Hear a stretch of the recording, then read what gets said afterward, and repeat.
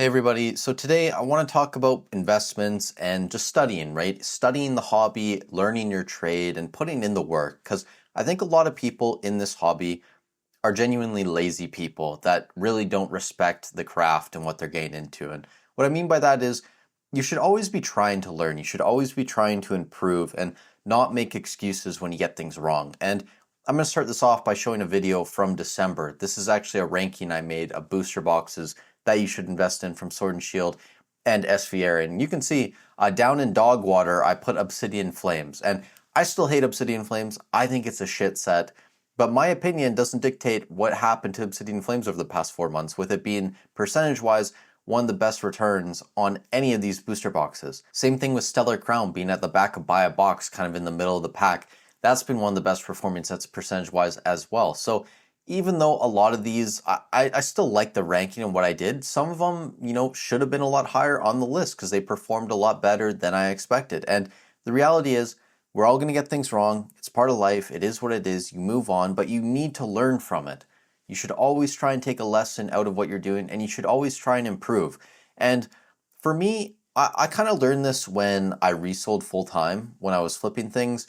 I see people go to garage sales or even when they're just in a thrift store, something that someone would just pass by and not even give a second glance, another person would look at and realize that it's an absolute gold mine. So for example, I dealt a lot with Game Boy Advance games. I collected Game Boy Advance games for the longest time. I built up a really large collection.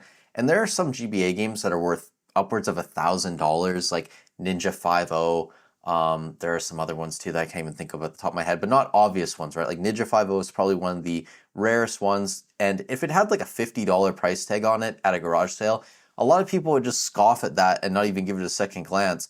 Whereas if someone knew what they were looking at, they would realize that they could buy that and make $750, $800 basically instantly. So that's kind of the thing that we're getting at, right? And with Pokemon investing or just TCG investing as a whole, you should always be branching out and trying to figure out new ways that you can make money and learn. So instead of just looking at English, start looking at other avenues. And it doesn't mean that you have to invest in it, but at least acknowledge that it exists and try and learn from it in some way. And that's why I personally have been looking at other card games and just trying to branch out and learn more about the hobby that I didn't actually know. So Japanese, here are some good examples. V-Star Universe over the past 6 months is up 53.4%. That's going to be better than a lot of your Sword and Shield sets, or in line with a lot of your Sword and Shield sets, at a much lower price point. So you could get in, if you don't have $1,000 to drop on an Evolving Skies booster box, you could have bought V-Star Universe for $70-ish back in November. Another set a lot of people made money on was Pokemon 151, the Japanese version. As you can see, over the past year, but I mean, this is TCG Player, which is really only tracked it for about 6 months, up 68.53%. And I know a lot of people have made way more money than this because people are buying boxes at $60-ish, $50 USD, maybe even cheaper.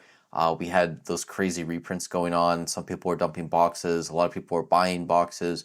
I didn't mess with Japanese at all. I still don't really want to mess with Japanese. Even if I go into other card games, it's probably going to be in English only. But for you guys that actually took the leap and you bought some Japanese, maybe at $60, $70, you've now made over 100% of your money. And my cousin's actually one of those people.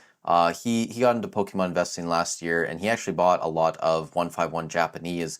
And again, like it's something that doesn't interest me, but for him, he bought it. He's more than doubled his money on it, and I'm sure a lot of you guys have made even more than 100% on 151, so that's an avenue you can go as well. And another thing you can do is just look at anniversary sets for other card games. So Yu-Gi-Oh! I don't think is a great investment, but you can see over the past year, this Legend of Blue Eyes White Dragon 25th anniversary booster box is up 78%. That's pretty solid returns over a 1 year period. And I'm sure a lot of people bought this way cheaper than $108 USD. So you're probably well up over 100%. But I think if you want to leave Pokemon, the most obvious place to go is One Piece right now, specifically English One Piece. This is where I'm actually branching out into. Romance Dawn, this is OP01. It seems like a lot of stores don't even carry OP01 anymore. I believe it came out in December 2022. So this year it'll be 3 years that it's been out. And this is the blue bottom. So this was like first wave print. And then the second wave had a white base or white bottom to the boxes. the blue bottom's over $1,000 right now, and I'm contemplating even buying one of these just because to me it kind of seems like a base set first edition Pokemon box, which is what $250,000 right now. The base set unlimiteds are worth a ton. Also, I don't follow vintage, so my numbers I might just be pulling that out of my ass. But point being, they're very expensive boxes. They're very rare boxes. And when I was just doing research on Facebook, on eBay, trying to look at stores in Canada carrying this stuff, almost no stores even carry the white bottoms. There's, I think, 401 Games is like one of the only places online that I found carrying Romance Dawn right now, and I found nothing for the blue bottoms in a large store online. On Facebook, there were like a couple sellers. eBay, there were a couple sellers as well. But you can see over the past year, because this box was up to around 500-ish dollars USD, large reprint came down to around $250, $260. So you could have bought these boxes well under $300. But say even if you bought it at $300, you've more than 3x, almost 4x your money in less than a year. So that is very impressive returns for a One Piece set. And I know a lot of people in the comments said that they were actually selling their One Piece because it didn't sell for them as much when they were vending. And again, yeah, like One Piece is a less popular game. There are going to be less people interested in it.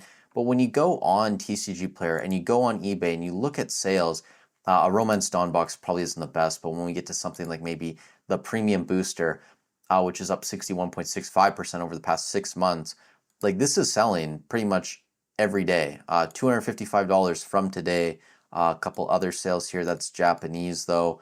254 yesterday. Another sale yesterday. Another one. So 4, 5 sales in a day pretty consistently. Like that's fairly good. On the 28th, a lot more than 5 sales. So it is selling every day, even at these prices, which for some of these seem inflated. And again, I'm not going to go too in depth into One Piece right now. I think a lot of people might be interested in that though, and I still have to learn a lot. But from my understanding, the Premium Booster, they don't really like to reprint their specialty sets almost ever. And I think that's why this box is continuing to just fly up over a few months, is because people don't think it's going to eventually get a reprint. Again, that could change, who knows. Same thing with the Memorial Collection, EBO1. If you watch like Wasi Plays or a couple other people on YouTube, this apparently is sold out in the UK. It's very hard to find. And when I was looking in Canada as well, almost no stores have this. And this set doesn't have the best cards.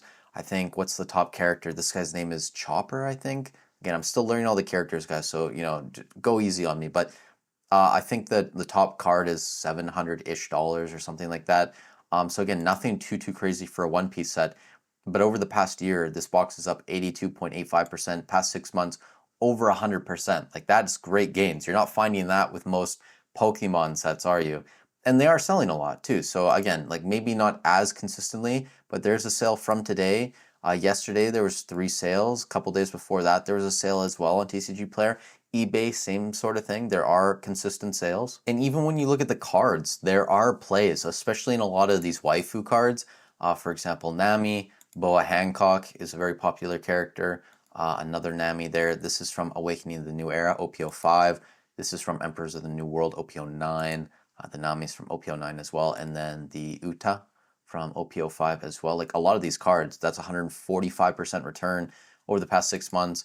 The Nami up 100% from OPO5, OPO9 73% for Boa Hancock, and 100% almost for Nami. So again, like very large returns. And honestly, guys, I'm just saying this, and again, this is biased. This is just my opinion. I've been doing a lot of research into One Piece. I've been watching a lot of box breaks and just learning about card rarities and which cards are in each set and, pull rates and everything like that. I love the One Piece cards. And again, I understand you probably have to be a fan of the anime, which I haven't watched yet. I understand it's a very old series. It's been around pretty much as long as Pokemon, maybe even a bit longer. The detail on some of these cards is just super impressive. For example, the Goldie Roger, this is the most expensive card, I believe, in One Piece right now. About $3,000, $3,300 in that range. Sales vary a lot. It doesn't sell too often. There's only a couple listed on eBay. The Monkey D. Luffy, not Luffy, Luffy. Thank you guys, you corrected me. This is a very cool card because I believe it's autographed by Ichiro Oda, who is the creator of One Piece. So there are some very cool cards in One Piece that we just don't see things like this in Pokemon. Like a full gold card, very rare because it's a manga, which in my understanding, it's like multiple cases more than likely you get less than one manga per case. So, very, very rare cards, which I think is great. I would love to see that sort of thing in Pokemon as well. Even just signature cards, I think, is a very cool, interesting idea also. So One Piece is doing a lot of things that a lot of people apparently really like. The opening experience seems very enjoyable, especially from what I've watched and read from people in the hobby. It does seem like a very enjoyable opening experience. And again, I think a lot of people enjoy opening Pokemon as well, whether it's Japanese or English. But to me, I like these cards a lot. I really do enjoy them. A lot of them are, very full art, very detailed cards. And to wrap this video up, because I know I've been rambling quite a long time, the point is, you can always make money in other avenues. And even if you don't think there's money to be made there probably is money to be made. People are making money hand over fist in so many different areas in life, whether it's selling One Piece, whether it's investing in Pokemon, whether it's selling Game Boy Advance games that are 20, 25 years old, whether it's selling vintage clothing. Like, you just need to learn about that niche. You need to be an expert because a lot of people are going to look at something and have zero idea what they're looking at. That would be me looking at vintage cars. My dad's a fan of vintage cars. He knows a lot about cars in general. I just don't care about cars that much. I'm going to be honest. Like, to me, they're not super interesting. Again, like, I never really learned to work on cars that much. So it's just not something that interests me. But if you have an interest in it and you understand the minute, differences between something that's very common and something that's extremely rare, that can make you a lot of money. And it doesn't matter what niche you're in. So the wider you branch out and the more you learn and just get a general understanding of certain things, it's going to help you develop, whether it's just in Pokemon investing or you want to branch out to other TCGs or just in life in general. The more you know, it's just always going to be an advantage to you. So the point is, try and learn something, be open-minded, be flexible in your beliefs, and that'll help you succeed in the long run. Again, thank you guys so much for watching the videos. Stay safe wherever you are in the world, and I'll catch you in the next one.